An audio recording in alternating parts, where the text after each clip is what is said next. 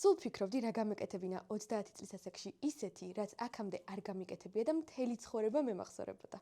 ხო და გადავწყვიტე პასკის გამოცხობა და ვნახოთ რა გამომივა. 5 წლის წინ რომ გეთქვათ, არ დავიჯერებდი, რომ პასკის გამოცხობის სურვილი გამოჩნდებოდა, რადგან ეს პროცესი ძალიან რთულად მეჩვენებოდა ყოველთვის. პირველ რიგში ოპარა მოვამზადე და შემდეგ დავათვრე სუნელები კონიაკით. კვერცხი, შაქარი, ვანილი, ცოტა მარილი და რძე გადავურიე ერთმანეთში.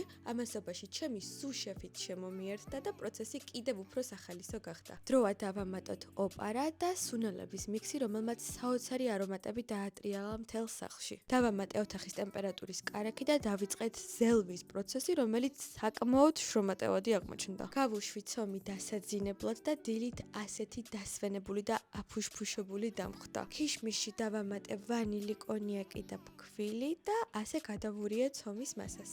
ნახეთ რა საყვარელია. თითოეული გუნდა ავწონე და ისე მოვათავსე ფორმებში და შემდეგ ამავე ცომით ნიგვზიანი ხვეულაც გავამზადე. ცოტა ხანში ასე ამოფუშფუშდა პასკები და თავზე მოვუსვი კვერცხის გულის და მაწვნის მასა. ჰუმელში შებრძანების შემდეგ კი ასე ვიჯექი და ვდარაჯობდი პასკებს, რადგან მეშინოდა ჩემი ნაშრომი ცომი შემთხვევით არ დამწვარიყო. ჩემმა გულშემატკივრობამ შედეგი გამოიღო და ნიგვზიანი ხვეულებით და პასკებით საოცარი გამოვიდა. მამაზობაში მომდევნო დღეც დადგა და სრულად გაგრილებულ პასკებს მოვაფრქვიე შაქრის პუდრა და სათითაოდ შევფუთე, რათა შეინარჩუნოს სინოტივე. შედეგით ძალიან კმაყოფილი ვარ და პროცესიც არც თუ ისე რთული იყო, როგორც წარმომედგინე. არ დაგავიწყდეთ ჩემი გამოწერა.